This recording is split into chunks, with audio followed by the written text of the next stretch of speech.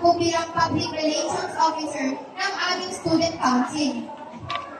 Mula pang preschool, ako ay consistent honor student at nakatanggap ng ilang champion awards sa iba't ibang paligsahan sa ating school.